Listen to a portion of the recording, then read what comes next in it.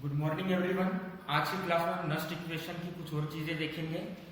तो कल हमने नस्ट इक्वेशन पढ़ी।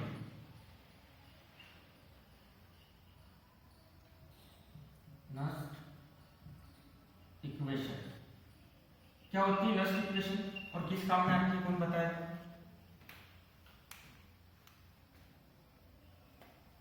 नस्ट इक्वेशन क्या होती है, किस काम में आती है, जल्दी बताओ। तो देखो नस्ट इक्वेशन क्या होता था, आपका याद करो। E cell is equals to E standard of cell minus 2.303 RT by NF log base 10 molar concentration of product upon molar concentration of reactant, है ना। ये नस्ट इक्वेशन होती थी जिसके अंदर ई सेल क्या होता था, अपना cell potential at any temperature at any concentration. E naught cell क्या होता था, सेल पोटेंशियल या electrode potential at standard temperature pressure and condition. R universal gas constant temperature in kelvin, N number of electrons transfer, F Faraday's constant जिसकी value होती थी 96500। और यहाँ पे आपको प्रोडक्ट का मोलर कंसंट्रेशन लिखना है और यहाँ पर आपको किसका मोलर कंसंट्रेशन लिखना है, रिएक्टेंट का।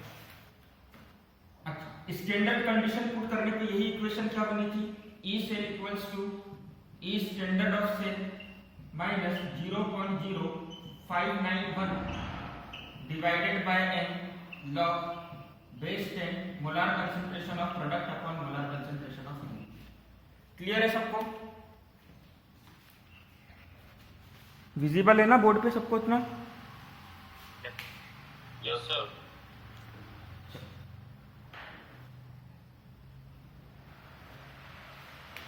अब नेक्स्ट हम बात करते हैं इसके अंदर कि देखो इलेक्ट्रोड पोटेंशियल किसी भी हाफ सेल का, हाफ इलेक्ट्रोड मतलब एनोड हाफ का या कैथोड हाफ का कैसे निकालेंगे। तो अगर हम बात करते हैं, हमारे पास में इक्वेशन दे रखी है Zn 2 plus 2 electrons gives Zn solid और aqueous। तो एक चीज बताओ, अगर मैंने बोल दिया इसके लिए आपको नस्ट इक्वेशन लिखनी है किसी भी टेम्परेचर किसी भी प्रेशर पे, मतलब आपको फर्स्ट वाली नस्ट इक्वेशन लिखनी है, तो क्या लिखोगे आप, E cell equals to E standard of cell. अब देखो यहाँ पे सेल की जगह अपन किसकी बात कर रहे हैं, सिर्फ हाफ कंपार्टमेंट की बात कर रहे हैं, जिंक वाले कंपार्टमेंट की, है ना। तो यहाँ पर हम क्या लिखेंगे, जिंक क्या से क्या बन रहा है, जिंक का क्या हो रहा है, रिडक्शन, मतलब जिंक क्या बना रहा है, Zn2 प्लस से Zn, और यहाँ पर standard reduction potential of zinc, ठीक है, माइनस 2.303 RT बाय N की जगह पर क्या लिखोगे, N की जगह पर क्या लिखोगे, N की जगह पर आप लिख दोगे 2, क्योंकि 2 इलेक्ट्रॉन ट्रांसफर हो रहे हैं, वेरी गुड। और ये हो जाएगा log base 10 molar concentration of product. अब एक चीज बताओ, प्रोडक्ट क्या है, जिंक सॉलिड, तो किसी भी सॉलिड का मोलार कंसंट्रेशन कितना होता है, सर 1 होता है। तो इसकी जगह पर मैं क्या लिख सकता हूँ, 1। तो ये हमारी इक्वेशन बन गई। इस तरह से आप किसी भी हाफ सेल का क्या निकाल सकते हो, इलेक्ट्रोड पोटेंशियल निकाल सकते हो एट एनी टेम्परेचर प्रेशर और कंसंट्रेशन। और इसी तरह हमने क्या देखा था कि अगर हम डेनियल सेल की बात करें, है ना, तो उसका सेल पोटेंशियल कैसे निकाला था हमने, डेनियल सेल का सेल पोटेंशियल कैसे निकाला था, डेनियल सेल की इक्वेशन क्या होती है, सेल का प्रेजेंटेशन था Zn, Zn ने क्या बनाया था, Zn2 प्लस सॉल्ट ब्रिज, उसके बाद क्या था Cu2 प्लस से C। मैं डायरेक्टली सेल इक्वेशन लिख दूं एक, तो ये वाली इक्वेशन हो जाएगी इसका उल्टा, ठीक है ना। और प्रॉपर वाली रिडक्शन की इक्वेशन क्या हो जाएगी, Cu2 plus 2 electrons Cu2 plus 2 electrons और उन्होंने मिलकर क्या बनाया, कॉपर सॉल्ट ना। लिखने के तरीके को थोड़ा सा मैंने अलग करके लिख दिया। अच्छा, दोनों इक्वेशन को प्लस करूंगा तो सेम इक्वेशन क्या आएगी, 2 इलेक्ट्रॉन से 2 इलेक्ट्रॉन कैंसल, यहाँ क्या मिलेगा Zn2 प्लस एक्वस, ठीक। यहाँ मिलेगा कॉपर सॉलिड और आपको इसका प्रोडक्ट क्या मिलेगा, zinc solid plus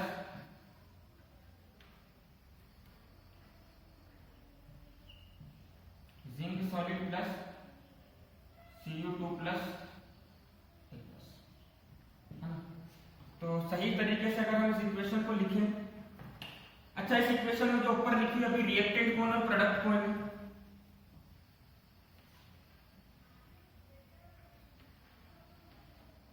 which one is reactant and which one is product? Sir Zn solid में Cu2 प्लस प्रोडक्ट है। देखो अभी अपन ने क्या करा था, बोर्ड पे इक्वेशन अपोजिट लिख रखी थी, तो इस वजह से हमारी इक्वेशन क्या लिखी है, अब उल्टी लिखी हुई है। इसको थोड़ा सीधा लिख लो, अपना समझ जाओगे। Zn सॉलिड, देखो एरो किधर की तरफ बता रहा है, यहां से चालू और इधर की तरफ इशारा कर रहा है, मतलब ये प्रोडक्ट है और ये रिएक्टेंट है। तो Zn solid Cu2 plus aqueous मिलकर क्या बना रहे हैं, Zn2 plus aqueous copper solid. अब कौन रिएक्टेंट है कौन प्रोडक्ट है बता दो। अब कॉन्सेप्ट सही बैठेगा अपना कि एरो के राइट हैंड साइड पे प्रोडक्ट और लेफ्ट हैंड साइड पे रिएक्टेंट। इसके लिए नस्ट इक्वेशन निकाल लिखकर बताओ, किसी भी टेम्परेचर प्रेशर पे, किसी भी कंसंट्रेशन पर, तो क्या हो जाएगा, E cell equals to E standard of cell minus 2.303 RT by NF log base 10 molar concentration of product upon molar concentration of reactant. कहां कहां क्या क्या चीज आएगी बताते हैं। प्रोडक्ट केस में क्या आएगा, सॉरी सिन्हा, प्रोडक्ट में क्या आएगा sir Zn2 plus. Zn2 plus, क्यों कॉपर सॉलिड क्यों नहीं आया, कौन बताएगा। सर वो सॉलिड के फॉर्म में इसलिए। हाँ, तो उसका मोलार कंसंट्रेशन कितना होता है, 1 होता है। रिएक्टेंट साइड में कौन आएगा, Cu2 प्लस। जिंक सॉलिड क्यों नहीं आया, क्योंकि उसका कंसंट्रेशन क्या होगा, 1, क्योंकि सॉलिड है। अच्छा, अगर मैंने बोल दिया टेम्परेचर 298 केल्विन, अच्छा इस इक्वेशन के लिए n की वैल्यू कितनी होगी, कितने इलेक्ट्रॉन का ट्रांसफर हो रहा है। जिंक ने 2 इलेक्ट्रॉन छोड़े Zn2 प्लस, उन्हीं 2 इलेक्ट्रॉन को Cu2 प्लस ने लिया और क्या बना लिया, कॉपर सॉलिड, मतलब n की वैल्यू कितनी हो जाएगी, तो वैल्यू पुट कर दो, E cell equals to E standard of cell minus 0.0591 divided by n की जगह पर हमने लिख दिया है 2 log बेस 10 Zn2 प्लस से Cu2 प्लस। क्लियर है सबको किस तरह से नस्ट इक्वेशन का यूज करना है, ये चीज समझ गए सब, है ना। अब देखो नेक्स्ट हम आते हैं किसके ऊपर, एक टर्म होती है गिब्स फ्री एनर्जी। अच्छा, एनर्जी मतलब क्या होगा, क्लास 9 10 में पढ़ते हो, एनर्जी का मतलब क्या, कैपेसिटी ऑफ डूइंग वर्क, मतलब एनर्जी बेसिकली है क्या, वर्क डन। अब देखो यहां पर एक चीज देखो, जब भी हम ई सेल निकालते हैं, अगर ई सेल आपने निकाला आंसर क्या आया, पॉजिटिव, ई सेल निकाला और आंसर पॉजिटिव आया, इसका मतलब हमारा जो सेल है वो करंट बनाकर हमको दे रहा है, हमारा जो सेल है वो करंट बना रहा है और हमको करंट दे रहा है, हम उसका यूज कर रहे हैं बल्ब वगैरह जला के। अगर हमारा ई सेल नेगेटिव आ गया, इसका मतलब करंट के अंदर जो भी रिएक्शन करवानी है उसके लिए हमको एनर्जी देनी पड़ेगी। तो ज्यादा सही क्या चीज होना चाहिए कि जो भी हम सेल बनाए उसका सेल पोटेंशियल पॉजिटिव आए कि नेगेटिव, पॉजिटिव, पॉजिटिव आना चाहिए। तो किसी भी रिएक्शन के अंदर, कोई से भी सेल के अंदर कैसे पता लगा कि वो सेल जो बना रहे हैं हम उसका सेल पोटेंशियल पॉजिटिव आएगा या नेगेटिव आएगा? तो इस चीज की इंफॉर्मेशन हमको देती है Gibbs free energy. Gibbs free energy of reaction. अब गिब्स फ्री एनर्जी ऑफ किसी भी रिएक्शन को हम किससे रिप्रेजेंट करते हैं? डेल्टा जी से। किससे रिप्रेजेंट करते हैं? डेल्टा जी, और आपकी बुक में दिया था delta R G. Delta G मतलब Gibbs free energy of reaction. ठीक, अब एनर्जी है तो बेसिकली किसके इक्वल होगी? किसके इक्वल होगी एनर्जी?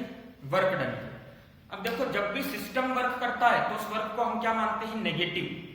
मतलब सेल अगर करंट बना के हमको दे रहा है तो हमको कुछ नहीं करना पड़ रहा है, मतलब हमने उस वर्क का कन्वेंशन बना लिया कि अगर अपने आप काम हो रहा है तो वो वर्क क्या हो जाएगा? नेगेटिव। अब अपने आप वर्क डन का मतलब क्या होगा कि जैसे मान लो आपने रबर लिया या एक स्प्रिंग ली, तो अभी स्प्रिंग को आपने पकड़ के खींचा तो आपने फोर्स लगाया, आपने वर्क करा। जैसे आप स्प्रिंग को छोड़ोगे, स्प्रिंग अपने आप क्या हो जाएगी? पुरानी पोजीशन पर आ जाएगी। तो जब स्प्रिंग अपने आप पुरानी पोजीशन पर आई तो वर्क किसने करा? आपने करा कि स्प्रिंग ने करा? स्प्रिंग ने करा। तो उसको हम बोलते हैं वर्क डन बाय सिस्टम। तो जब भी सिस्टम खुद वर्क करता है तो उस वर्क को हम क्या मानते हैं? नेगेटिव। क्या बोलते हैं उसको? नेगेटिव। तो आप मार्केट से सेल लेकर आते हो तो आपको सेल को करंट देना पड़ता है कि सेल अपने आप करंट देने लगता है? देने लगता है ना? तो इसलिए वर्क डन क्या होगा? नेगेटिव। अब देखो, एनर्जी के टर्म में वर्क डन की बात कर रही है हम, क्योंकि गिब्स फ्री एनर्जी चल रहा है। और यहाँ पे कौन सी एनर्जी की बात हो रही है? इलेक्ट्रिकल एनर्जी, सेल पोटेंशियल, है ना? तो आप लोगों ने वर्क डन का फॉर्मूला, आप लोगों ने पोटेंशियल डिफरेंस का फॉर्मूला पढ़ा होगा, जो कि होता है work done divided by charge. Class 10 में पढ़ा होगा work done in bringing a unit positive charge from infinity to a point, इसका पोटेंशियल डिफरेंस। अब पोटेंशियल डिफरेंस को हम क्या बोलेंगे? यहाँ पर V की जगह पर हम क्या बोलेंगे? इलेक्ट्रॉन पोटेंशियल या सेल पोटेंशियल? बात तो एक ही है। सेल पोटेंशियल और इलेक्ट्रॉन पोटेंशियल क्या है? पोटेंशियल डिफरेंस ही है ना। तो इसकी जगह पर हम लिख सकते हैं ई सेल। बताओ, इतना क्लियर है सबको? अब देखो यहां पर समझो, Q का मतलब होता है नंबर ऑफ चार्ज। Q का मतलब होता है Ne, n number of electrons. अगर एक मोल ऑफ इलेक्ट्रॉन के ऊपर एक मोल ऑफ इलेक्ट्रॉन के ऊपर चार्ज है 96500 कूलम, तो बताओ n इलेक्ट्रॉन के ऊपर कितना चार्ज होगा?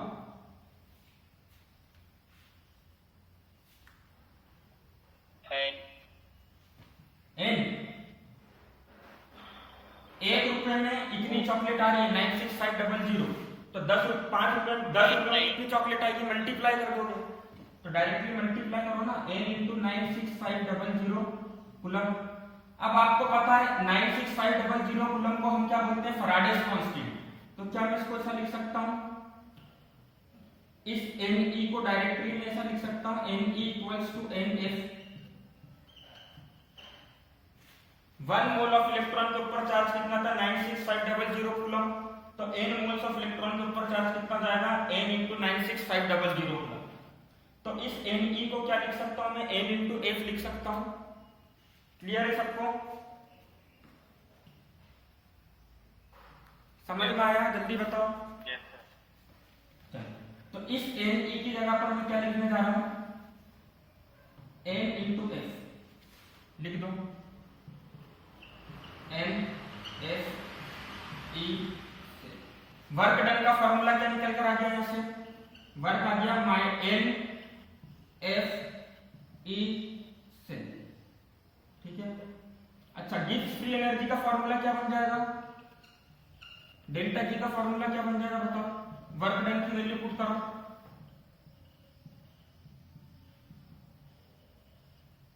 ये बन जाएगा, समझ गए सब क्या बन जाएगा? Yes sir. चलो, स्टैंडर्ड गिब्स फ्री एनर्जी का फॉर्मूला क्या बनेगा? डेल्टा जी आर स्टैंडर्ड बताओ, सिर्फ एक ही चीज टर्न हुई है। देखो n तो नंबर ऑफ इलेक्ट्रॉन है, S क्या फैराडेज कांस्टेंट, दोनों सेम रहेगा, चेंज क्या होगा ई सेल। ई सेल की जगह पर क्या लिखोगे?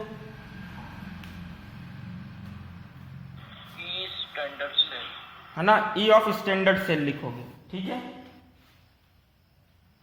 लिख लो उसको और बता दो, फिर अपन रफ कर लेंगे।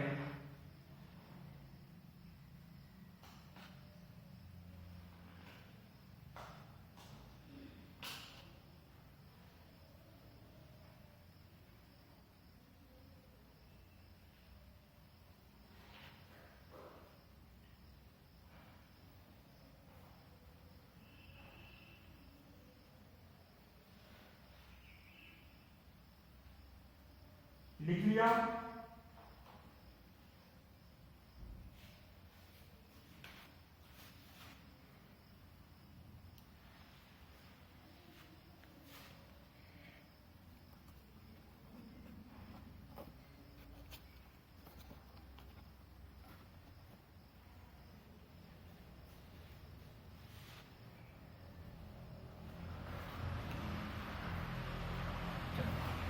लिख लिया सबने? बता दो जल्दी।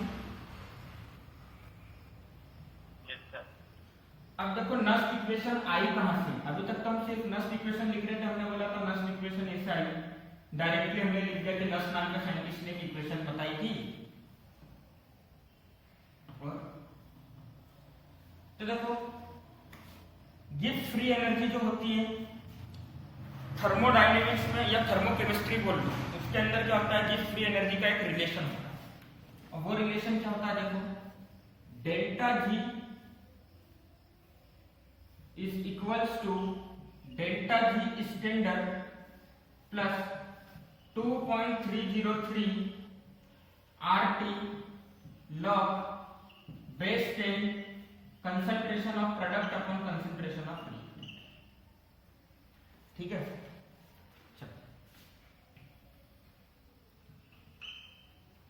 अब डेल्टा जी की वैल्यू पुट कर दो उसके अंदर। अपन इसकी हेल्प से क्या बनाने जा रहे हैं? नस्ट इक्वेशन, है ना। तो डेरिवेशन ऑफ नस्ट इक्वेशन देख लो क्या जाएगा।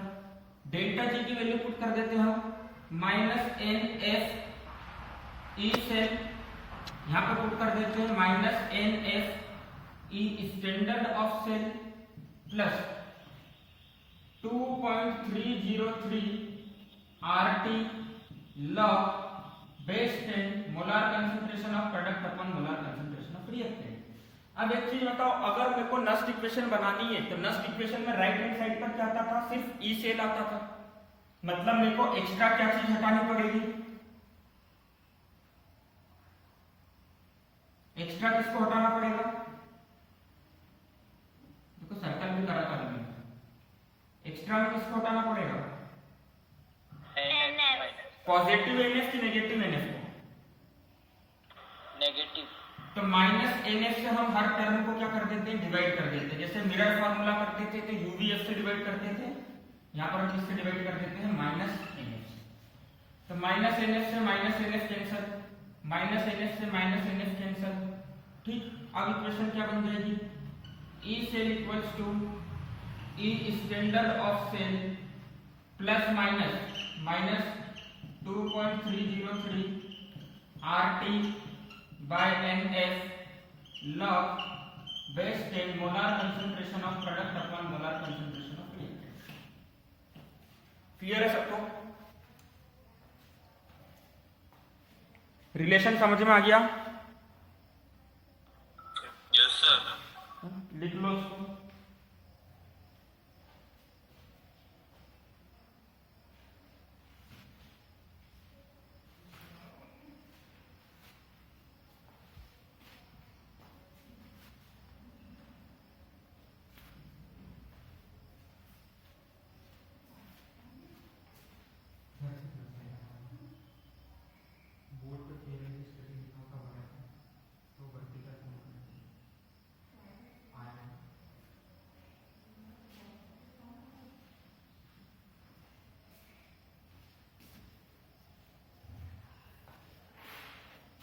लिख लिया?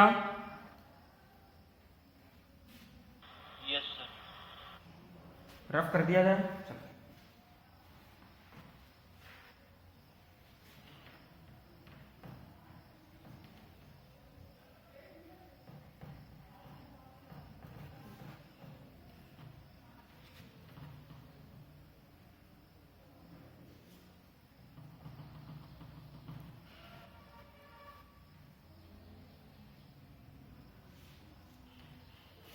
ठीक है। अब देखो आप लोगों ने इक्विलिब्रियम वाला चैप्टर पढ़ा था, तो यहाँ पर हमको इक्विलिब्रियम वाले चैप्टर की थोड़ी सी हेल्प लगी। तो पहले इक्विलिब्रियम वाले चैप्टर की एक चीज को हम देख लेते हैं, रिवाइज कर लेते हैं कि मान लो हमारी एक रिएक्शन है जिसमें ए रिएक्टेंट है, उसके कितने नंबर ऑफ मोल्स यूज हुए, स्मॉल a, बी रिएक्टेंट है, उसके कितने नंबर ऑफ मोल्स यूज हुए, स्मॉल b, प्रोडक्ट बन रहा सी प्रोडक्ट बन रहा है जिसके स्मॉल सी मोल्स है, और डी प्रोडक्ट बन रहा है जिसके स्मॉल डी मोल्स है। अब ये रिएक्शन कैसा है, रिवर्सिबल रिएक्शन है क्योंकि हम इक्विलिब्रियम की बात कर रहे हैं। तो इस रिएक्शन में एक चीज होती थी, याद करो, रेट ऑफ फॉरवर्ड रिएक्शन। क्या होता था रेट ऑफ फॉरवर्ड रिएक्शन, याद करो इक्विलिब्रियम वाला चैप्टर क्या होता था, लॉ ऑफ केमिकल इक्विलिब्रियम के अंदर rate of forward reaction is directly proportional to molar concentration of product species. अरे फॉरवर्ड रिएक्शन कितना तेज होगा किसके ऊपर डिपेंड करेगा, जितनी तेजी से प्रोडक्ट बन रहा है। तो हम इसको क्या कर देते हैं, rate of forward reaction is directly proportional to molar concentration of product species. अच्छा, कोफिशिएंट को कहां पे लिखते थे, किसी को याद है क्या? सर पावर में लिखते थे। तो ये स्मॉल सी और ये स्मॉल डी है ना। चलो प्रोपोर्शनलिटी का साइन हटाएंगे तो क्या बन जाएगा, K F forward reaction constant C C D. Similarly rate of backward reaction क्या हो जाएगा, रेट ऑफ बैकवर्ड रिएक्शन किसके डायरेक्टली प्रोपोर्शनल होगा। अब बैकवर्ड रिएक्शन हो रही है मतलब रिएक्शन उल्टा हो रहा है, मतलब ये रिएक्टेंट हो गया और ये प्रोडक्ट हो गया। तो रेट ऑफ बैकवर्ड रिएक्शन के अंदर molar concentration of product species में कौन से वाले लोगे, सी वाले और डी वाले को लोगे कि ए और बी को लोगे, ए बी को लेंगे। तो ये हो जाएगा ए की पावर स्मॉल ए बी की power small B. Rate of backward reaction equals to K B A ए।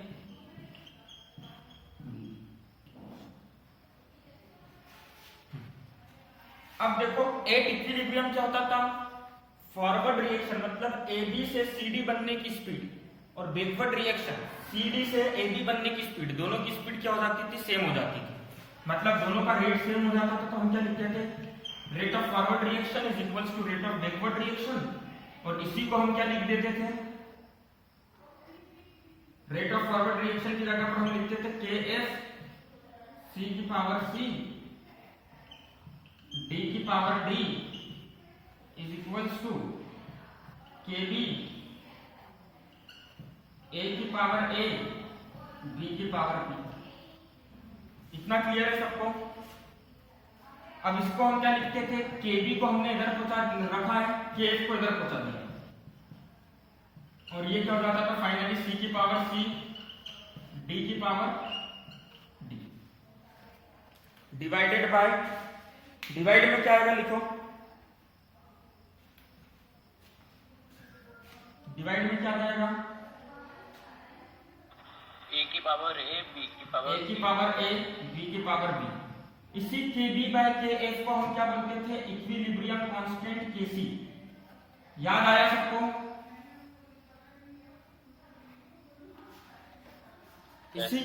इसी को क्या बोलते थे हम, इक्विलिब्रियम कांस्टेंट केसी। तो इस इक्विलिब्रियम कांस्टेंट केसी को निकालना सीखेंगे हम नस्ट इक्वेशन से। तो एक बार इसका स्क्रीनशॉट ले लो, लिख लो, है ना, फिर हम नस्ट इक्वेशन से इसको निकालना सीखेंगे।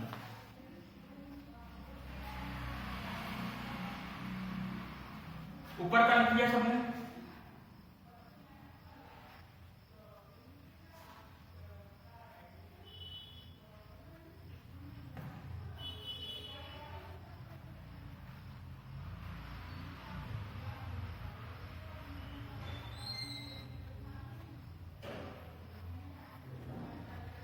देखो डायरेक्टली फॉर्मूला बेस्ड न्यूमेरिकल दे रखे हैं नस्ट इक्वेशन के,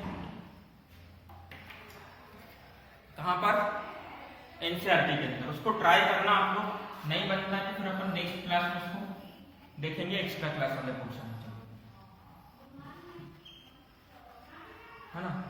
तो अब हम क्या करने जा रहे हैं, इक्विलिब्रियम कांस्टेंट को कैलकुलेट करने जा रहे हैं, किसकी हेल्प से, नस्ट इक्वेशन की हेल्प से। तो आप लोग हेडिंग लगा लो, calculation of equilibrium constant by Nernst equation. अब एक चीज याद रखो इक्विलिब्रियम के केस के लिए, देखो अभी हमने पढ़ा था delta gives free energy of a reaction. अगर गिव्स फ्री एनर्जी नेगेटिव है मतलब रिएक्शन स्पॉन्टेनियस है, रिएक्शन अपने आप हो रहा है।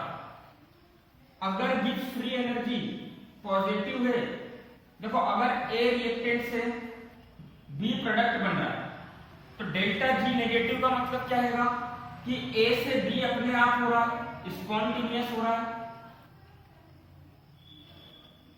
और बी से ए कैसा है अपने आप नहीं हो रहा। बी से ए करवाने के लिए आपको क्या करनी पड़ेगी, बाहर से एनर्जी देनी पड़ेगी, नॉन स्पॉन्टेनियस हुआ।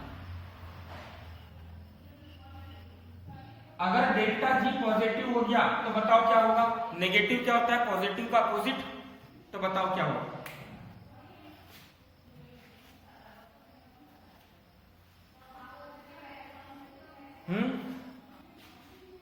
कौन सा स्पॉन्टेनियस और कौन सा नॉन स्पॉन्टेनियस। अगर डेल्टा जी नेगेटिव के केस में ए से बी बनना अपने आप था तो पॉजिटिव के केस में ये क्या हो जाएगा, नॉन स्पॉन्टेनियस, और ये क्या हो जाएगा, स्पॉन्टेनियस हो जाएगा। डेल्टा जी जीरो होता है, चेंज इन गिब्स एनर्जी क्या होता है, जीरो होता है कब, जब किसके लिए बात करते हैं हम, इक्विलिब्रियम के लिए। किसके लिए बात करते हैं, इक्विलिब्रियम। अब देखो डेल्टा जी की वैल्यू क्या होती है, minus N F E cell equals to zero. एक चीज बताओ, किसी भी सेल में एन क्या होता है, सेल रिएक्शन। किसी भी सेल में एन क्या होता है आपका, सेल रिएक्शन। एफ होता है फैराडेज कांस्टेंट, तो ये दो तो कभी जीरो हो नहीं सकते। एन क्या होता है, इलेक्ट्रॉन, जितने इलेक्ट्रॉन ट्रांसफर हुए, और एफ क्या होता है, फैराडेज कांस्टेंट, तो ये दो कभी जीरो नहीं होंगे। जीरो सिर्फ क्या होगा आपका, ई से। जीरो क्या होगा आपका, सिर्फ ई से। तो एक चीज लिखो, इक्विलिब्रियम पर क्या चीज जीरो होगी, at equilibrium E cell is zero. लिख लो, कॉपी के अंदर लिख लो, एट इक्विलिब्रियम, है ना, मार्कर का थोड़ा प्रॉब्लम है, लिख लो कॉपी में, at equilibrium E cell is zero. लिख लिया सबने,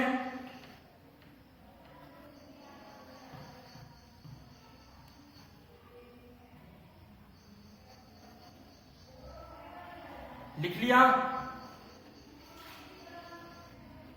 yes sir.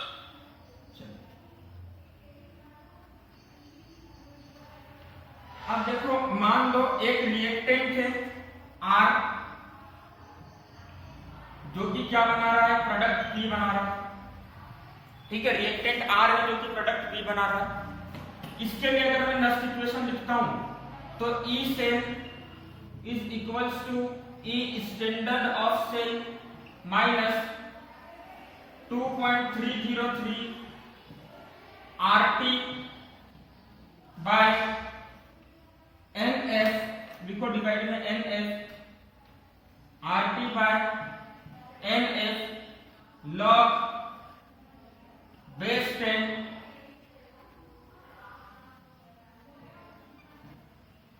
Molar concentration of product upon molar concentration of reactant, यही लिखोगे। अभी हमने पढ़ा at equilibrium E cell is zero, तो लिख दो एट इक्विलिब्रियम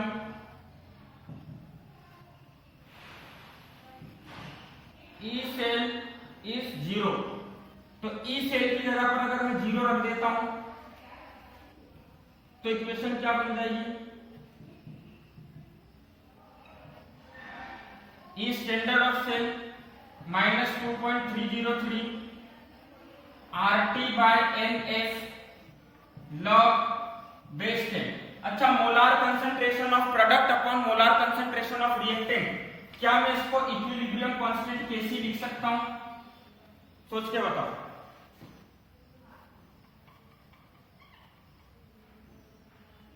लिख सकता हूं कि नहीं लिख सकता हूं, यस सर। है ना। तो इसको हमने क्या लिख दिया, इक्विलिब्रियम कांस्टेंट कैसी। अब ई सेल को तो हमने यहीं पे रखा, इसको इधर पूरे को उठा के लिया, तो ये क्या हो जाएगा 2.303 RT बाय NF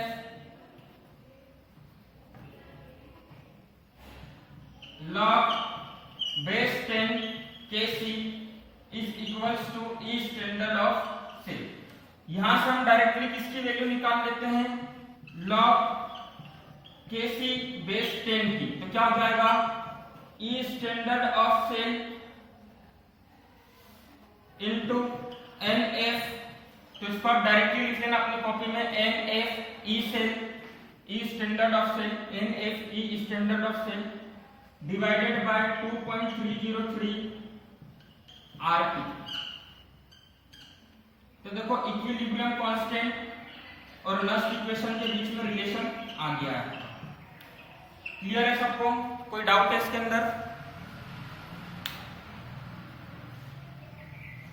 चलो, तो ये था हमारा relation between equilibrium constant Kc and Nernst equation.